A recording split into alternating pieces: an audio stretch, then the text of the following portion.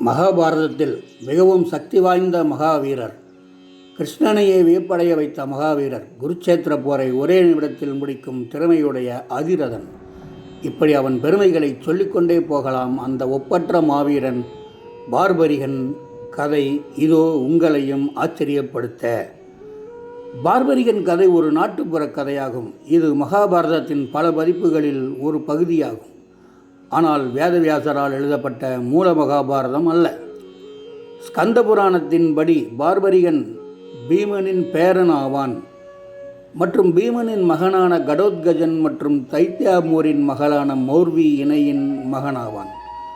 குருச்சேத்திர போரில் அர்ஜுனன், கர்ணன், பீஷ்மர், துரோணாச்சாரியார் மற்றும் பல போர் வீரர்களின் ஒருங்கிணைந்த சக்திகளை விட அதிக சக்தி உடையவன்.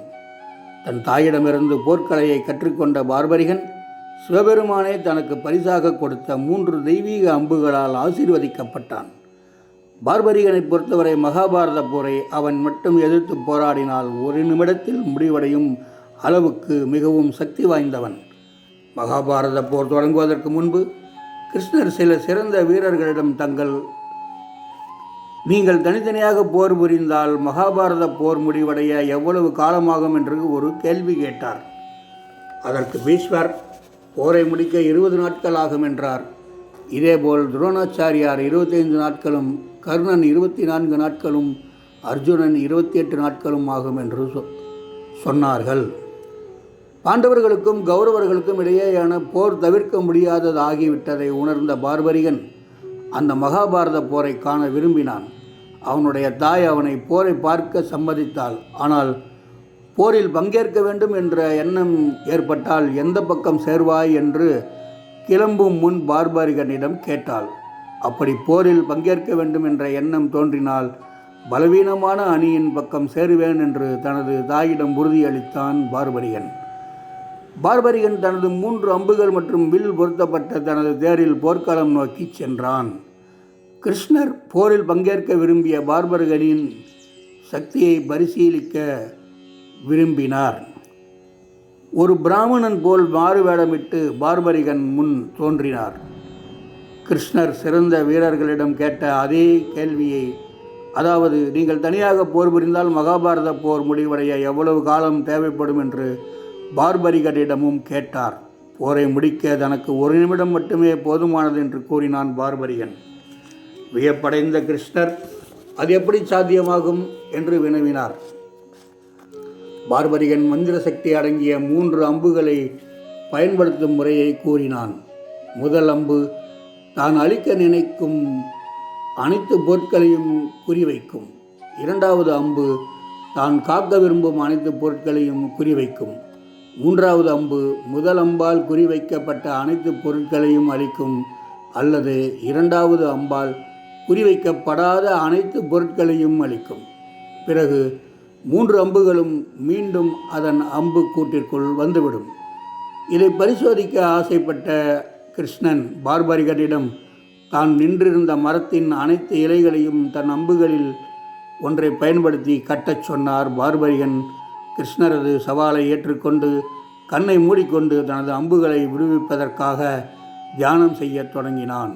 பார்பரிகன் தியானம் செய்ய தொடங்கியதும் கிருஷ்ணர் அமைதியாக அந்த மரத்திலிருந்து ஒரு இலையை பறித்து பார்பரிகனுக்கு தெரியாமல் தனது காலடியில் மறைத்து வைத்தார். பார்பரிகன் தனது முதல் அம்பை எய்தபோது அது மரத்தின் அனைத்து இலைகளையும் குறிவைத்தது.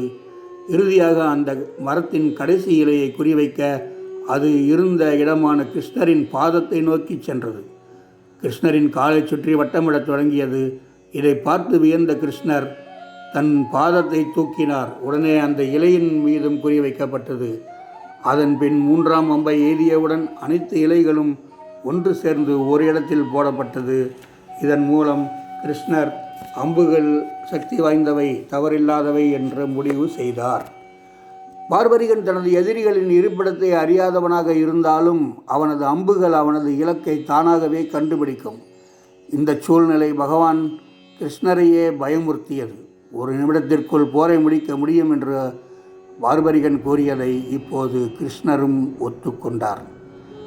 கிருஷ்ணர் இன்னொன்றையும் உணர்ந்தார். அதாவது உண்மையான போர்க்களத்தில் கிருஷ்ணர் பார்பரிகனின் தாக்குதலிலிருந்து பாண்டவர்களை காப்பாற்ற விரும்பினால் அவரால் அதை செய்ய முடியாது. ஏனென்றால் பார்பரிகனின் அறிவுக்கு எட்டாமலேயே அம்புகள் முன்னேறி சென்று அவர் இலக்கை அழித்துவிடும். அந்த சக்தியை பற்றி கிருஷ்ணர் ஆழ்ந்து யோசிக்கத் தொடங்கினார். மகாபாரத போரில் யாருக்கு ஆதரவாக போரிடப் போகிறாய் என்று கிருஷ்ணர் பார்பரிகனிடம் கேட்டார்.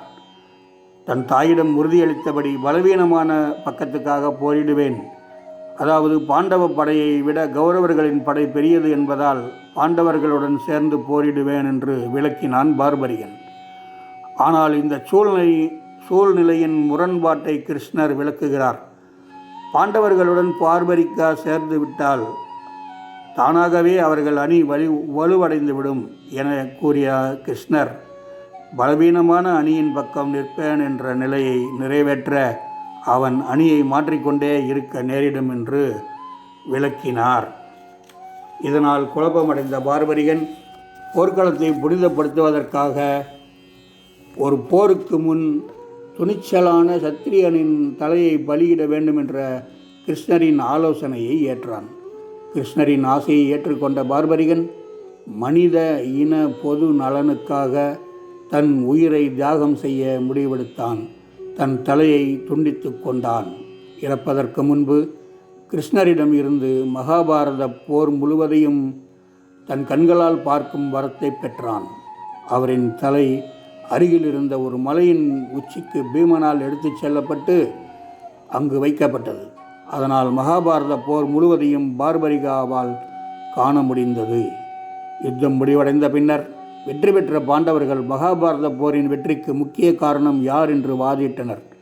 அதற்கு அமைதியான சாட்சியாக இருந்த பார்பரிகாவிடம் கேட்கும்படி கிருஷ்ணர் அறிவுறுத்துகிறார். அதற்கு பார்பரிகா கிருஷ்ணரின் சாதுரியம் மற்றும் ஆலோசனையும் தான் வெற்றிக்கு முக்கிய காரணம் என்று பதிலளித்தான்.